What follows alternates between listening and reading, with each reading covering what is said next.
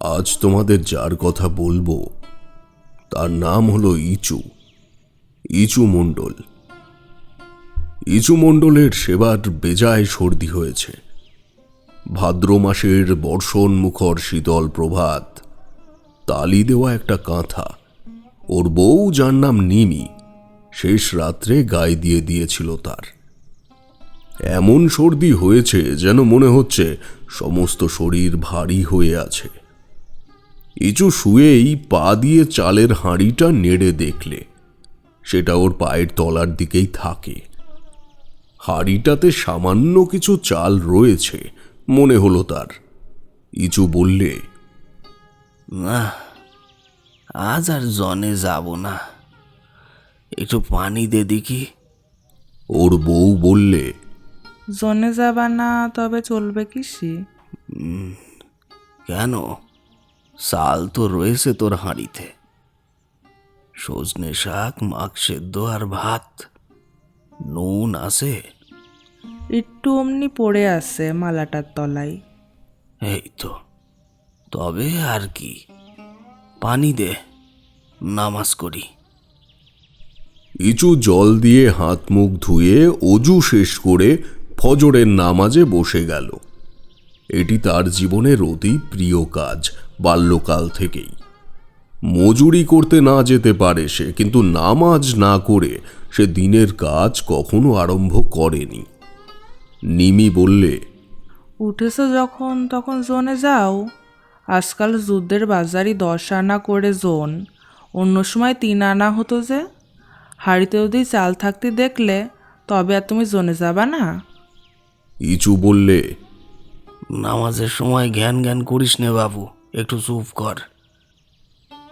নামাজ শেষ করে ইচু দা হাতে বেরিয়ে যেতে গিয়ে একটু থেমে বললে, খিদে পেয়েছে বুঝলি, কি আছে রে ঘরে? কি আর আছে, কিছুই নেই। দেখ না হাঁড়িটা, বড্ড খিদে পেয়েছিল। ওই 2 কটা পানি দিয়া ভাত পড়ে আছে, আর কিছুই নেই। তাই দে, বেলা না খেয়ে গেলি দুপুরবেলা এমন খিদে পায়, দা ধরতি হাত কাঁপে, কাজ করতে পারি নে। শাইলিপাড়া গ্রামের পাশের দিয়েই রেল লাইন চলে গিয়েছে। রেল লাইন পার হয়ে ফাঁকা মাঠ একদিকে, মাঠের মধ্যে বিল, ভরা ভাদ্রের বর্ষায় থই থই করছে তার জল। ধারে ধারে কাশবনে সবে ফুল ফুটতে শুরু হয়েছে। জলে কলমি লতা জালের মতো বিস্তৃত হয়ে আছে। বন খেজুর গাছের মাথায় তেলাকচু লতার দুলুনি, টুকটুকে লাল তেলাকচু ফল সবুজ পাতার আড়াল থেকে উঁকি মারছে। ফিঙে পাখি ঝুলছে রেলের তোড়ে। রামা গোয়ালা জন্মজুর নিয়ে ধান কাটছে তার নিজের জমিতে। ইচুকে দেখে বললে, যাবা কোথায়? এই সনেকপুরের বিলি ধান কাটতে। তা কত করে জন দিচ্ছে? ওই 7 সিকি করে বিঘে। তা আমাকে আগুন দিবা? তা যাও নিয়ে যাও, ওই বন ঝোপের ধারে মালসা আছে। হ্যাঁ, এ ভাত খেয়েই চলে এলাম, হাফ জিরুতি পারিনি। তামাক না খেলেই কাজে মন বসে, বলো দেখি। মালসা থেকে আগুন নিয়ে তামাক খেতে খেতে চলল ইচু। ইচুর গ্রাম থেকে 2 মাইল দূরে সনেকপুরের বিলে 150-200 বিঘে জমিতে ভাদুই ধান পেকে গাছ শুয়ে পড়েছে। যেমন বর্ষা নেমেছে, 2-5 দিনে বিলের জল বেড়ে পাকা ধান ডুবিয়ে দেবে। তাই এবার মজুরির রেট এদিকে খুব বেশি। তার উপর আছে মজুরদের একবেলা খোরাকি। ইচুর বড় ভালো লাগে আল্লাহর কথা শুনতে। পায়রাগাছির ফকির এ অঞ্চলের মধ্যে নামজাদা সাধু। একবার ইচু তাকে দেখেছিল। বাল্যকাল থেকে ইচুর ঈশ্বরের দিকে কেমন একটা যেন টান। পায়রাগাছির ফকির সে টান আরো বাড়িয়ে দেন ওর। ইচু যেন কেমন হয়ে গিয়েছে তারপর থেকে। সংসারে মন দেয় না, মজুরি করে পয়সা রোজগারের দিকে বা খাওয়া দাওয়ার দিকেও মন নেই তেমন। কাস্তে হাতে জমির ধান কাটতে কাটতে মাঝে মাঝে অন্যমনস্ক হয়ে পড়ে। অনেকে তাকে তা নিয়ে খ্যাপায়। বলে, ও ইচু, শেষকালে ফকির হবা নাকি গো? ইচু মুখে কিছু বলে না, চুপ করে থাকে। সে নিতান্ত ভালো মানুষ, কারো কোনো কথায় প্রতিবাদ সে করতে পারে না।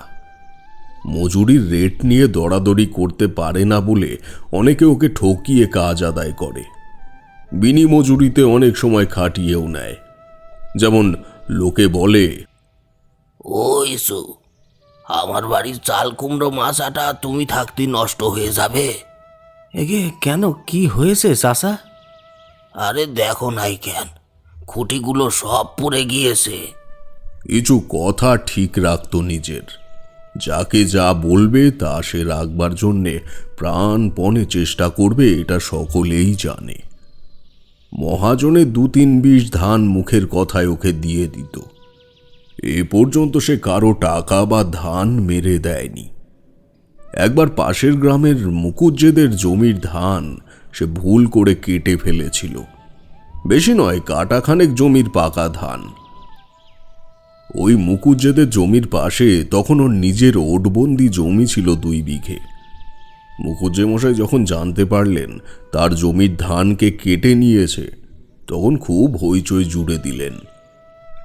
কে ধান কেটেছে সন্ধান করতে পারলেন না, কারণ সবারই তখন ধান কাটবার সময়, সকলেরই বাড়িতে ধান। কার ধান তিনি গিয়ে ধরবেন? 1-2 পরে ইচু গিয়ে সন্ধ্যাবেলা তার বাড়ি হাজির হলো। মুকুজ্জে মশাই বললেন, কি রে ইচু, তা কি মনে করে? ইচু বললে, সালাম বাবু, একটা বড় ভুল করে ফেলেছি। কি রে, কি ভুল করেছিস? এগে আপনার জমির ধানটা কাটাখানে কেটে ফেলে ঘরে নিয়ে গিয়ে তুলেছিলাম। তা বাবু, দেড়া সুদ দিয়ে সেই ধানটা আপনারা ফেরত দিতে চাই। ও, তোর কাজ ইচু, আমি আকাশ পাতাল হাতড়াচ্ছি। আগে হ্যাঁ বাবু, সেদিন বড্ড বর্ষা, জমির আল ঠিক করতে পারলাম না। তারপর পরস্পর শুনলাম আপনার জমির ধান কে চুরি করেছে বলে আপনি খোঁজ করছেন। তখন ভাবলুম বাবুরে বলে আসি। খেতি লোকসান যখন অজান্তে করে ফেলেছি, তখন দেড়া বাড়ি সুদ দেব আপনারে। মুকুজ্জে মশাই বিশ্বাস করলেন ওর কথা। ইচুকে অন্তত চোর বলে কেউ সন্দেহ করবে না। ইচু জন খেটে খায় বটে, কিন্তু আশেপাশে 4-5 গ্রামের লোক ওকে মনে মনে শ্রদ্ধা করে। মুকুজ্জে মশাই বললেন, আমার ধান যা কেটেছিস ও আর ফিরিয়েও দিতে হবে না, যা, ও তোকে দিয়ে দিলাম। ভুল করে ফেলেছিস, তার এখন কি হবে? ইচু হাত জোড় করে বললে, তা হবে না মুকুজ্জে মশাই, ও ধান আমি নিতে পারবো না, মাফ করবেন। ও ধান আমার গলা দিয়ে নামবে না। আল্লাহ যা আমার হাতে তুলে দেবেন তাই খেয়ে পরাণ বাঁচিয়ে রাখবো, যা না দেবেন সে আমার কাছে হারাম।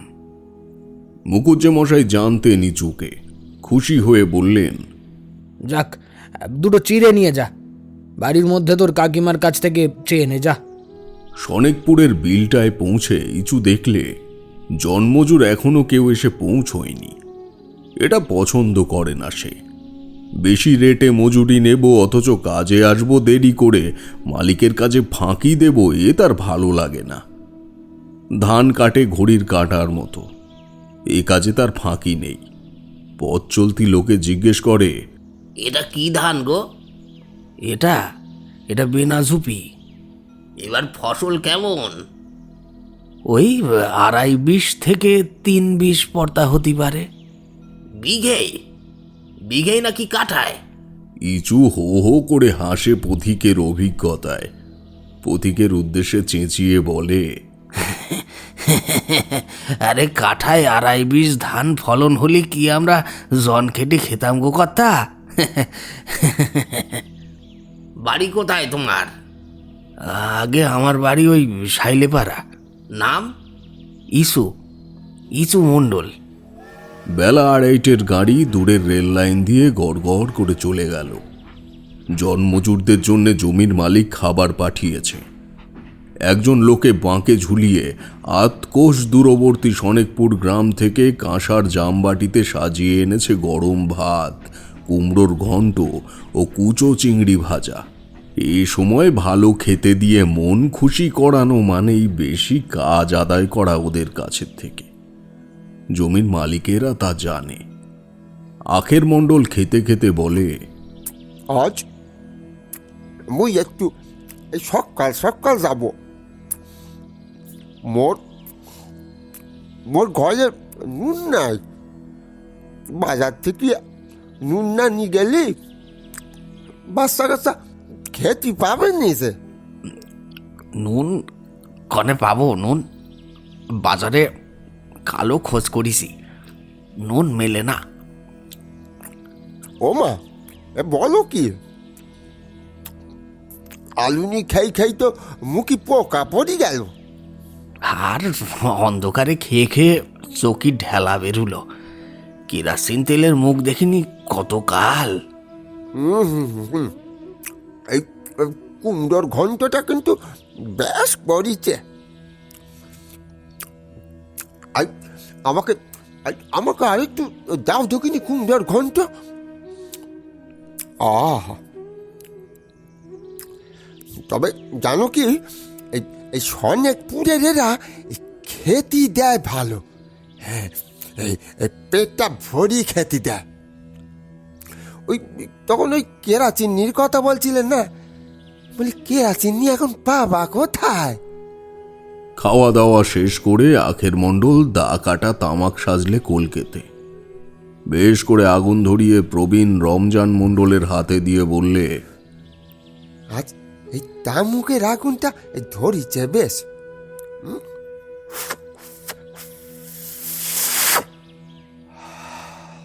এই নাও চাচা, এই সিলিমটা ধরো।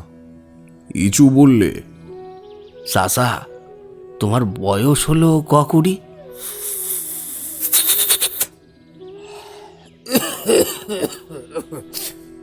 বয়স এই তা যেবার চোরা বন্যে হইল, সেবার আমি গরু চড়াতে পারি। তার মানে ওই মনে করো ওই 30 কি 40 হলো প্রায়। কেউ বিশেষ বুঝতে পারলে না। জোড়া বন্যা কত বছর পূর্বে কোন সালে হয়েছিল কেউ জানে না। রমজানের বয়স কম হলেও 70 ছাড়িয়েছে। যখন সে গরু চড়ায় তখন এরা কেউ জন্মায়নি। সংখ্যা সম্বন্ধে জ্ঞান এদের নিতান্তই সীমাবদ্ধ। বেলা যাওয়ার পথে 5টার গাড়ি গড়গড় করে মালদার বিলের ওপর দিয়ে চলে গেল। ঝিঙের ক্ষেতে ফুল ফুটেছে সনেকপুরের মাঠে। নোয়ালি সর্দার, যাতে সে বুনো, সনেকপুরের মধ্যে বেশ অবস্থাপন্ন। গরুর পাল তাড়িয়ে নিয়ে যাচ্ছে গ্রাম্য পথ ধরে। ইচু সন্ধ্যার নামাজ শেষ করে উঠতেই বেড়ার ধার থেকে নোয়ালি সর্দার বললে, ওইসু কালাবাই জন দিতে পারবা? না গো। কেন? ওই সনেকপুরওয়ালাদের বিলির ধান কাটা হচ্ছে। চলো আমার বাড়ি, তামুক খেয়া যাবা। রমজান মণ্ডলকে ইচু ডাক দিলে। ও চাচা, এই সর্দারের বাড়ির তামুক খাওয়া চলো। নোয়ালি সর্দারের তামুক খাওয়ানোর আসল উদ্দেশ্য মজুরির রেট সম্বন্ধে দরদস্তর করা। ইচু রমজানের পুত্রের বয়সী, সুতরাং দরদস্তর সম্বন্ধে রমজান নেতা হয়ে কথাবার্তা চালালে। ওই 7 শিকের কম পারবো নিকো। এতে তুমি রাগ করো না সর্দার। রমজান চাচা, তার সে আমার গলায় পা দিয়ে মেরে ফেলো না কেন? অন্যায্য তো কিছু বলছি না। অনার্য নয় চাচা, যা ছেলে 14 আনা তাই 7 শিখে। এটা ভেবে চিন্তে কথা বলো। 5 শিখে করো, আর চাল ডাল মাছ পেটিয়ে দেবানি, তোমরা রান্না করে খেও। ওদের রান্না তো তোমরা খাবা না। আমার পুকুরি এবারে এত বড় বড় স্যাং মাছ। নোয়ালি সর্দার হাত দিয়ে কাল্পনিক মৎস্যের দৈর্ঘ্য নির্দেশ করলে, যদি লোভ দেখিয়ে এদের কাজে টানা যায়। রমজান ঘাড় নেড়ে বললে, না না না না, ও হবে না সর্দার। 7 শিকের কম করলি। আরে কোলকে ধরো চাচা, এতে গাছের জালি শশা গোটা কতক নিয়ে যাও, দুজনে খেও। শশা পুঁতে ছেলে, এটা বলি এই মাছ আর শশা এর নাম মেঠো। মেয়েটা কোথায় পাবো চাচা? এই উঠোনটাতে মাছা করে দিয়ে এলাম, শিম বরবটি শশা কিনে খাবার তো ক্ষমতা নেই মোদের, তরি তরকারির আগুন দাম। সে কথা আর বলুনি, আগে হাটে বেগুন কিনতাম পয়সায় 2 সের 3 সের, তাই এখন বলে 8 আনা সের। খাদ্য খাদক তো উঠি গেল। বলি ঝিঙে আছে নাকি? তা তোমার বাপ মায়ের আশীর্বাদে 2 কটা দেবানি তুলে খেও। যাক গে যাক, তুমি এই 5 শিকে দিও সর্দার, তবে কারুর কাছে যেন বলুনি আমার এ কথা। ইচু ও রমজান তামাক খেয়ে ঝিঙে ও শসা নিয়ে উঠে চলে এলো। নোয়ালি সর্দারের উদ্দেশ্য সিদ্ধ হয়েছে। সে জানে রমজান জন্মজুরের নেতা, ওর কথায় দরদস্ত ঠিক হয়, ওকে খুশি রাখলেই হলো। ইচুর বাড়ি ফিরতে রাত হয়ে গেল। নিমিকে বললে, ভাত রেঁধেছিস? না, এবেলা শরীরটা খারাপ, পানি দিয়া ভাত আছে, খাও। আর তরকারি? তরকারি কিছুই নেই। এই নে, এই ঝিঙে কটা রেঁধে দে। রাঁধবো কি দিয়ে? তেল কনে 5 পলা ধার করে নিলাম আশিরন বিবির কাছ থেকে, এখনো শোধ দিতে পারিনি, আবার কি ধার করতে ছড়বো? তাহলে পোড়া। নিমি খিলখিল করে হেসে উঠে মুখে আঁচল চাপা দিয়ে বললে, ওরে আল্লাহ, মুই কনে যাব গো, ঝিঙে পোড়া কেউ কখনো শুনিনি। খেতে পারবা না? আরে পারবো পারবো, দে তুই। খাওয়া দাওয়া শেষ হলো পাকাটির আলো জেলে। তেল নেই, অন্ধকার ঘরদোর। কে আসে কে যায় কিছুই বোঝা যায় না। কচু ঝাড়ে কিয়া ঝাঁকার ঝোপে জোনাকি জ্বলছে, উঁচু নিচু হয়ে। দেবতা ঝিলিক মারছে, রাত্রে বৃষ্টি হবে বোধহয়। ভাদ্রের গুমোট গরম। সারাদিনের হাড় ভাঙা খাটুনির পর ইচু যেমন মাদুর পেতে শুয়েছে, তখনই রাজ্যের ঘুম এসেছে ওর চোখে, আর জ্ঞান নেই। কতক্ষণ পরে সে জানে না। লোকজনের গোলমালে ইচু শেখের ঘুম ভেঙে গেল। অনেক লোকের গলা বাইরে, ওরই বাড়ির উঠোনে। ব্যাপারখানা কি?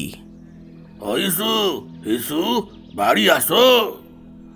পাড়ার মোড়ল হাফেজ বুড়োর গলা। ভোর সবে হয়েছে, কাকপক্ষী ডাকতে শুরু করেছে। ইচু ধর্মর করে উঠে বসে চোখ মুছলে। ফজরের নামাজের সময় উত্তীর্ণ হয়ে যায়, কিন্তু এত লোক ওর উঠোনে কেন? তাকে ডাকা ডাকি বা কিসের এত সকালে? বাইরে এসে ঘুম চোখে উঠোনের দিকে চেয়ে ও অবাক হয়ে গেল। পাড়া শুদ্ধ মানুষ সব ওর উঠোনে এসে দাঁড়িয়েছে। সে বিস্মিত সুরে বললে, কি হয়েছে গো মোরলের পো? বুড়ো হাফেজ মণ্ডল বললে, এদিকে এসো। আচ্ছা দাঁড়াও, আগে নামাজটা করে নি, দেরি হয়ে গিয়েছে এমনিতেই। ইচু ঘরের পেছনের দাওয়ায় নামাজ ছেড়ে নিয়ে আবার সামনে এলো। সবাই ওর দিকে একসঙ্গে এগিয়ে এলো। সবাই মিলে যেন একসঙ্গে ওকে কি বলতে চায়। ইচু ক্রমেই উদ্বিগ্ন হয়ে উঠছে। ওর বুকের ভেতর ঢিপ ঢিপ করছে, ভয়ও হচ্ছে ওর। নিমি যে এ সময় কোথায় গেল, হয়েছে কি?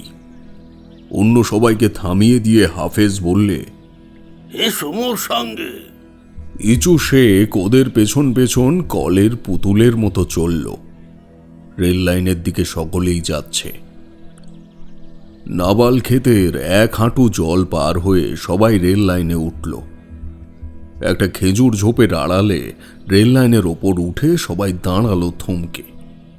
হাফেজ ডেকে বললে, এখানে এসো। কি ব্যাপার? ইচু এগিয়ে গিয়ে যা দেখলে তাতে তার মাথা ঘুরে গেল। সে নিজেকে পড়তে পড়তে সামলে নিলে। রেললাইনের উপরে একটা রক্তাক্ত মৃতদেহ, গলা সামনের দিকে গভীরভাবে কাটা।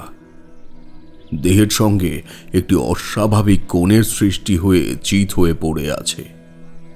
মৃতদেহ তার স্ত্রী নিমির। তারপর তার ভালো কিছু মনে পড়ে না। গ্রামের লোকে মিলে তাকে কত কিছু প্রশ্ন করতে লাগলো। সে কোথায় ছিল, নিমি কতক্ষণ ঘরে ছিল, নানা প্রশ্ন। নিমি রেলে গলা দিয়ে মরেনি, তাকে নাকি খুন করে টেনে এনে রেল লাইনে শুইয়ে রাখা হয়েছে। তার চিহ্ন পাওয়া গিয়েছে। ইচু বুঝতে পারলে তার উপর অনেকের সন্দেহ এসে পড়েছে। পাশের গাঁয়ে দফাদারদের সংবাদ দিতে লোক এক্ষুনি যাবে। তার আগে ইচুকে একবার জিজ্ঞেস করা দরকার, সে কোথায় ছিল তা জানা দরকার। সেই জন্যেই গ্রামের লোক তার বাড়িতে গিয়ে ডাকাডাকি করছিল। ইচু মাথায় হাত দিয়ে বসে পড়ে বলল, মুই কিছু বলতে পারি না চাচা, আল্লাহ জানে। মুই মরার মতো ঘুমুতি নে গেলাম। বৌরি কিছু বললে? ঝগড়া হইল? কিছু না চাচা, ওরকম কিছু হয় নাই। বউ ঘরে শুয়েল? ইচুর মনে একটা ভয়ানক সন্দেহ উঁকি মারলে।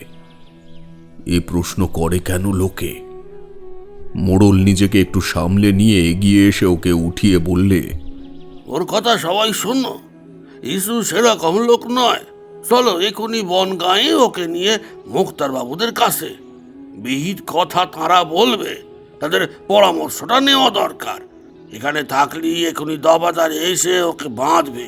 তার আগে চলো মোরা ৬-৭ জনা ওরে নিয়ে বন গায়ে যাই, পরামর্শ নিয়ে ফেলি পুলিশ গ্রেপ্তার করবার আগে। কে কে যাবা? দেখা গেল প্রায় সকলেই যেতে চায়। ইচু ভগ্ন স্বরে বললে, কিন্তু কিন্তু উকিল মোক্তার বাবুদের টাকা মুই কনতে দেব? মোর হাতে একটা টাকা আছে কালকের জনের দরুন, তাতে হবে কিছু? হাফেজ বললে, টাকার জন্যই তোমার ভাবনা হচ্ছে কেন? তোমার জান যদি বাঁচে কত টাকা হবে সে ভাবনা মোদের। তুমি চলো দিনি, কি বলো বসিরদ্দি? টাকার জন্য তুমি ভেবো না, সে মোরা দেখবো। রেল লাইন ধরে চলে যাওয়া যাক, সোজা রাস্তা দিয়ে গিলে পুলিশে ধরবে। বেলা 7:30টার মধ্যেই ওরা বনগ্রামের বড় মোক্তার রামলাল চাটুর্যে মশাইয়ের বাসায় পৌঁছে গেল। রামলাল বাবু বেশিক্ষণ ওঠেননি। সেরেস্তায় বসেই চা খাচ্ছেন এবং মুহুরী দুলাল চক্রবর্তীকে বিলম্ব করে আসার জন্যে তিরস্কার করছেন। কাল হুট করে যে কাছারি থেকে বাড়ি চলে গেলে, জামিননামা দুটো যে সই করাতে হবে সে খেয়াল থাকে না তোমার? এখন এলে 8টার সময়, এমন করলে কি করে আমি কাজ চালাই? ওদের দরখাস্তের নকল নেওয়া হয়েছে? আগে নকলের জন্য দরখাস্ত করা হয়েছে। কাল বিনয়বাবু সকাল সকাল চলে গিয়েছিল, দেখা পাইনি। আজ সকালে কাছারিতে গিয়ে সবার আগে নকল 2খানা বার করে ফেলো, নইলে জেরাই হবে না।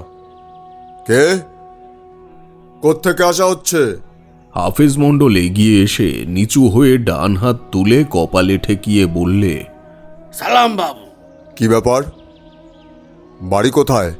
হাফেজ মণ্ডল বললে, বিপদে পড়ে এলাম বাবুর কাছে, বড় বিপদে পড়ে গিয়েছি, খুনের ফ্যাসাদ।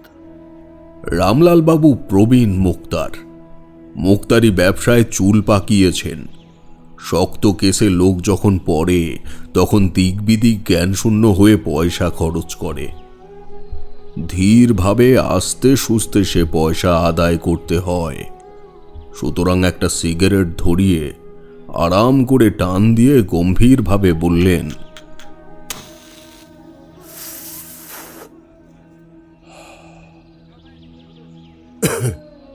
খুন? তা কিরকম খুন? হাফেজ ইচুর দিকে আঙুল দিয়ে দেখিয়ে বললে, এই লোকের বউকে গলা কাটা অবস্থায় কাল রাতে রেল লাইনে পাওয়া গিয়েছে। ওর নাম কি? আগে এই ইসু। ও রাত্রে কোথায় ছিল? বাড়িতেই শুয়েছিল বাবু। তা বউয়ের স্বভাব চরিত্র কেমন? হাফেজ চুপ করে রইল। সে প্রবীণ লোক, গ্রামের মোড়ল, তার মুখ দিয়ে আরও কথা বার হয় কেন? বচিরদ্দি শেখ পাশ থেকে ঈষৎ গলা খাঁকার দিয়ে বললে, আগে বাবু ভালো না। ইচু অবাক হয়ে বচিরদ্দির মুখের দিকে চেয়ে রইল।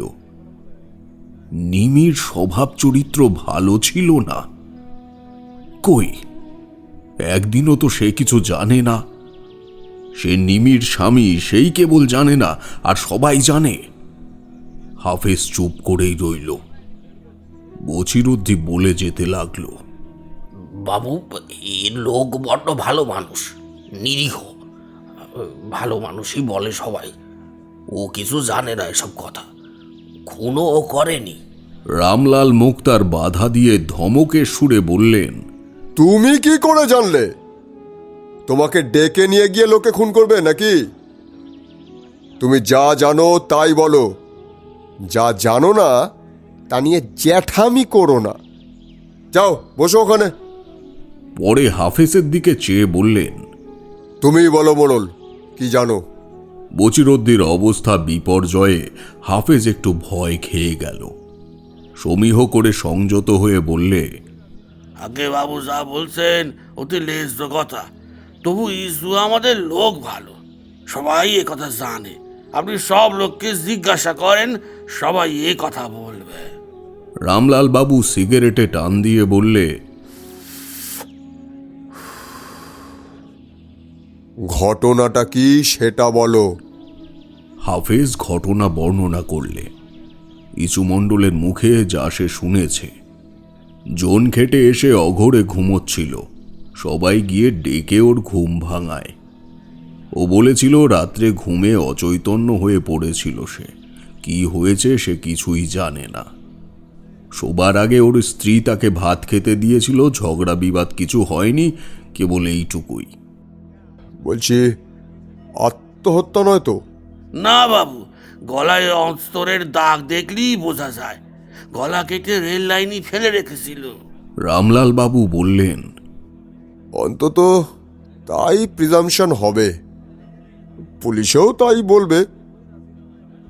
আচ্ছা, লাশ দেখে কি আগে? বাবু, মোর ভাই আর নবী শেখ সকালে রেল লাইনের ধারে নালায় মাছ ধরতে যাচ্ছিল, তারাই দেখতে পায়। পেয়ে হন্তদন্ত হয়ে ছুটে এসে আমারে খবর দেয়। মুই তখনই দৌড়ালাম লাইনের ধারে।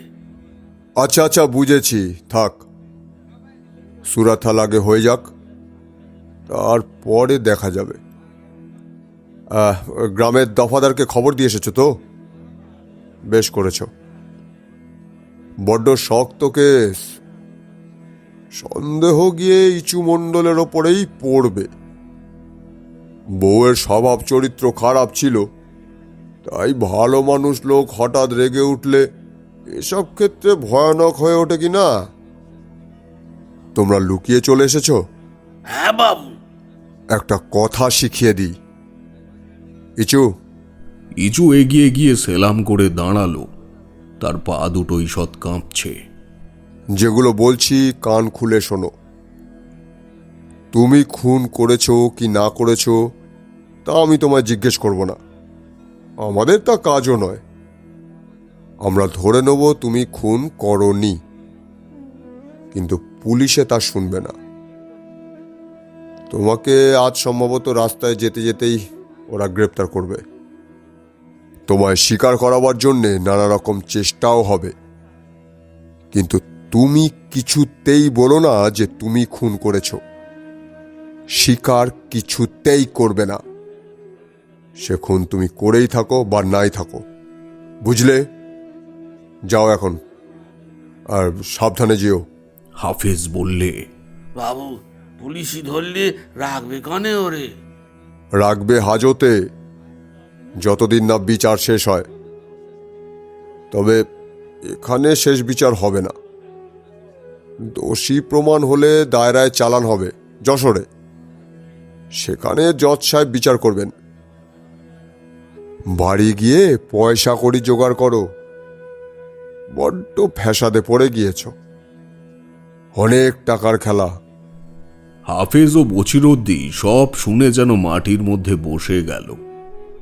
বনগাঁয়ে মুক্তারবাবুর টাকায় জোগাড় হয় না, আবার যশোর জেলায় কোর্টের উকিল বাবুদের টাকা গরিব গ্রামের লোকের চাঁদায় কি জোগাড় করে উঠবে? ইঁচুকে বাঁচানো মুশকিল হয়ে উঠল। এতক্ষণ পরে ইঁচু কথা বললে, এতক্ষণে সে একটি কথাও বলেনি। এইবার সে হাত জোড় করে বললে, বাবু বাবু মোর একটা কথা বলবার আছে। ওর মুখের দিকে সবাই চাইলে, মুক্তার বাবুও চাইলেন। এইবার বোধ হয় সব প্রকাশ করতে চাইছে লোকটা। এই রকম ভাবেই বলে তিনি জানেন, হাফেজ ও বচিরউদ্দিন মুখ চাওয়াচাই করলে কি জানি ওর পেটে কি আছে। মানুষকে সবসময় বাইরে থেকে চেনা যায় না। রামলাল মুক্তার জিজ্ঞাসু দৃষ্টিতে ওর দিকে চাইলেন। ভাবটা এইরকমই, বলে ফেলো বাপু যা আছে পেটে। ওরম অনেক ঘুঘুই আমরা দেখেছি, তুমি এখন বাকি আছো। ইচু রামলাল বাবুর পা দুটো জড়িয়ে ধরে বললে, বাবু মোর একটাই দরবার আছে, যাতে হয় আপনি তা দেখবেন। মুই গরিব লোক, জোন খেটে খাই। আপনার পয়সা হয়তো মুই দিতে পারবো না, গরিব বলে দয়া করে একটা আবদার রাখবেন মোর। আল্লাহ দিন দুনিয়ার মালিক, আপনার ভালো করবে। আহা হা হা, পা ছুঁয়ো না। বাবু যেখানে মনে রাখে যা করে খেতি নেই, কিন্তু বাবু আপনি এইটে তাদের বলে দেবেন, ব্যবস্থা করে যেন 5 ওয়াক্ত নামাজ আমি সেখানে পড়তে পারি। আর কিছু আমার বলবার নাই বাবু। রামলাল বাবুর সেরেস্তায় বজ্রপাত হলেও লোকটা অতটা চকিত হল না। হাফেজ ও বছিরউদ্দিন আবার পরস্পর মুখ চাওয়াচাই করলে। ঘুঘু মুক্তার রামলাল চাটুর্যে হাঁ করে মুখের দিকে চেয়ে রইলেন। এরকম কথা এ সময় তিনি সামান্য একজন গ্রাম্য লোকের মুখ থেকে আশাই করেননি। যে খুনের দায়ে আজ পথেই হয়তো পুলিশ কর্তৃক গ্রেপ্তার হবে, আজ বাদে কাল যাকে দায়রায় চালান দেওয়া হবে, শত অসুবিধা, অর্ধনাশ, নির্যাতন যার সামনে, আর আইনের খাঁড়া যার মাথার ওপর ঝুলছে নিষ্ঠুর নিয়তির হৃদয়হীন রক্তাক্ত ইঙ্গিতের মতো। রামলাল বাবুই সেদিন বার লাইব্রেরিতে গিয়ে গল্প করেছিলেন। সত্যি অবাক হয়ে গেলাম ভায়া, যখন লোকটা ওই কথা বললে। আজ যাকে পথেই অ্যারেস্ট করবে পুলিশ, কাল পূর্বে হাজতে, যার সব যেতে বসেছে, সে যে ওই ধরনের রিকোয়েস্ট করতে পারে তা আমার মাথায় আসেনি। আমি আগে ভেবেছিলাম বুঝি কনফেস করবে। সামান্য একজন লোক। আমার চোখে জল এসে পড়ল ভায়া। ওরা সব চলে গেল। ইচু শেখকে ওরা বাজারের থেকে পেট ভরে তেলে ভাজা সিঙাড়া, কচুরি আর মুড়ি খাওয়ালে। হাফেজ বললে, ওদের চারটি হোটেলের ভাত খাইয়ে নিলি হতো, পুলিশই ধরলি কোথায় নিয়ে যাবে, আজ খাওয়া হবে কিনা ঠিক তো নেই। কিন্তু অত সকালে হোটেলে ভাত পাওয়া গেল না। রাস্তা চলতে লাগলো সবাই। দুপুরের কিছু দেরি আছে। ইজু পথের পাশের এক বটতলার ছায়ায় নামাজ পড়তে বসল। আর কোনো কথা ওর মনে থাকে না। ঝিরঝিরে হাওয়ায় আজ পথের ধারের গাছতলায় অপূর্ব আনন্দ ও শান্তি নেমে আসে প্রাণে নামাজের সময়। সে সব ভুলে যায়, চোখে যেন জল আসে। নিমি কত ভাত রেঁধে দিয়েছে, কত আদর যত্ন করেছে। তার চরিত্র খারাপ ছিল, সে কিছু জানে না। নিমির জন্যে বুকের মধ্যে একটা বেদনা পাক খেয়ে যায়। নিমিকে সে খুন করবে? কাউকে কখনো খুন করার কথা তার মনে আসেনি। আল্লাহ সাক্ষী আছেন সব কাজের। ভয় কি? মালিক যা করবেন তাই হবে। রাস্তায় ওকে পুলিশ ধরলে না। বেলা 2টোর সময় বাড়ি ফিরে ওরা দেখলে পুলিশ দফাদার অপেক্ষা করছে ওদের পাড়ার বড় মোড়লের বাড়ি। লোক গিজগিজ করছে। ডাক হাঁক সাক্ষীর জবানবন্দি হতে বিকেল হয়ে গেল। শাইলিপাড়া গ্রামের সবাই এক বাক্যে দারোগার সামনে বললে ইচুর দ্বারা এ খুন হয়েছে তারা কেউ বিশ্বাস করে না। জবানবন্দিতে আরও প্রকাশ পেল ইচুর স্ত্রী নিমি প্রায়ই রাত্রে স্বামীকে ঘুম পাড়িয়ে বাড়ি থেকে বেরুতো। গ্রামের মধ্যে তার প্রেমিকের অভাব ছিল না। প্রেমের প্রতিদ্বন্দ্বিতাও চলতো নাকি। দারোগা ইচুকে সামনে ডাকিয়ে প্রশ্নের পর প্রশ্ন করলেন। শেষে বললেন, তুমি কিছু জানতে না যে তোমার স্ত্রীর চরিত্র খারাপ? না না দারোগা বাবু, কিছু জানি না মই। তুমি জানো এত চালান দিলে তোমার ফাঁসি হতে পারে? আল্লাহর যদি তাই মর্জি হয়, মোর মনে এতটুকু ক্ষেত থাকবে না দারোগা বাবু। তিনার যা মর্জি তাই তিনি করুক, মুই খুশি ছাড়া অখুশি হব নে। বুড়ো হাফেজ মণ্ডল এগিয়ে এসে দৃঢ় কণ্ঠে সোজা হয়ে দাঁড়িয়ে বললে, কাকে কি বলছেন বাবু? আল্লাহর কথা উঠলেই ওর চোখ দিয়ে পানি পড়ে। অমন লোক এ দিগরে নেই। দারোগা বাবু বললেন, আচ্ছা, তুমি কাল রাত্রে কোথায় ছিলে? এই তো এই ঘরেই শুয়েছিলাম। মরার মতো ঘুম এসেছে চোখি। সনেকপুরের বিলি জোন খাটলাম সারাদিন। ওনারা ডাকলে সকালবেলা তখন মুই ঘুম ভেঙে উঠি। দারোগা বাবু অভিজ্ঞ লোক, পুলিশের চাকরি অনেক দিন করছেন। কে সাধু কে বদমাইশ চেনেন। ইচুর দ্বারা এই কাজ হয়নি ওর মুখের দিকে চেয়ে তখনই বিদ্যুতের লেখা বাণীর মতো তার মনের মধ্যে এ সত্য উদয় হল। সেই সন্ধ্যায় ইচু নামাজ ছেড়ে ভাঙা খালি ঘরে ঢুকতেই ওর প্রাণটা হু হু করে উঠল। নিমি, ও নিমি, মোরে ভাত এনে দে। সে আপন মনেই ডাকল। নিমিকে সে কত ভালোবাসত। যে যা বলে ওসব সে বিশ্বাস করে না। বিচার করবার সেই কেউ নয়। নিমিকে সে ক্ষমা করেছে। নিমি রে, ও নিমি, মোরে ভাত এলে দিলি নে। ভাত দে মিনি, মোর যে খুব খিদে পেয়েছে রে। পরদিন গ্রামের লোক সকালে উঠে ইচুকে আর তার ঘরে দেখতে পেল না। সে এক বস্ত্রে বাড়ি থেকে বেরিয়ে গিয়েছে কখন।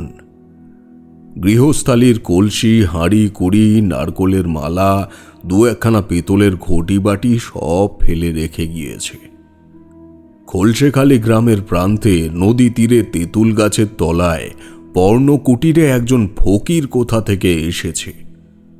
সন্ধ্যায় আকাশের নীল পটে মেঘের রচনার সঙ্গে সঙ্গে সে খেজুর চটা বিছিয়ে নদীর ধারে যখন নামাজ পড়ে, তখন লোকে সবিস্ময়ে তার মুখে দেখেছে এক অদ্ভুত আলো, প্রভাতী তারার মৃদু জ্যোৎস্নার মতো। এক সন্ধ্যা ভিক্ষাই তার উপজীবিকা। সবাই ওকে মানে, ভক্তি করে। নাম তার ইচু ফকির। রাজপ্রতাপের ঠেকে আপনারা শুনছিলেন কালোজয়ী লেখক শ্রী বিভূতিভূষণ বন্দ্যোপাধ্যায়ের ফকির ছোট গল্প অবলম্বনে খোলসেখালির ফকির। গল্পটি কেমন লাগলো তা জানাতে ভুলবেন না আপনাদের মূল্যবান কমেন্টের মাধ্যমে। গল্পের বিভিন্ন চরিত্রে আমি রাজপ্রতাপ, সৌরভ সাহা, সন্তু, নিরুপম এবং অন্বেষা। গল্পটির শব্দ সংযোজন এবং আবহে টিম রাজপ্রতাপের ঠেক, প্রচ্ছদ অঙ্কনে দাস স্টুডিও। গল্পটি কেমন লাগলো তা জানাতে ভুলবেন না আপনাদের বহু মূল্যবান কমেন্টের মাধ্যমে। আর এই জাতীয় ছোট গল্পগুলি আপনারা শুনতে চান কিনা সেটিও জানিয়ে যাবেন আপনাদের কমেন্টের মাধ্যমেই। যদি আপনারা সমর্থন করেন এই গল্পগুলিকে, তাহলে ভবিষ্যতে এই ধরনের গল্পগুলি, অর্থাৎ এই ধরনের নির্বাচিত কিছু গল্প আমরা রাজপ্রতাপের ঠেকের মাধ্যমে আপনাদের সামনে তুলে ধরতে পারব। খুব শীঘ্রই আপনাদের প্রিয় চরিত্র, অর্থাৎ সেটিও শ্রী বিভূতিভূষণ বন্দ্যোপাধ্যায়ের সৃষ্ট চরিত্র তারানাথ তান্ত্রিককে নিয়ে আসছি আপনাদের জন্য। তাই ততদিন সুস্থ থাকুন, সঙ্গে থাকুন আর শুনতে থাকুন রাজপ্রতাপের ঠেক। অসংখ্য ধন্যবাদ।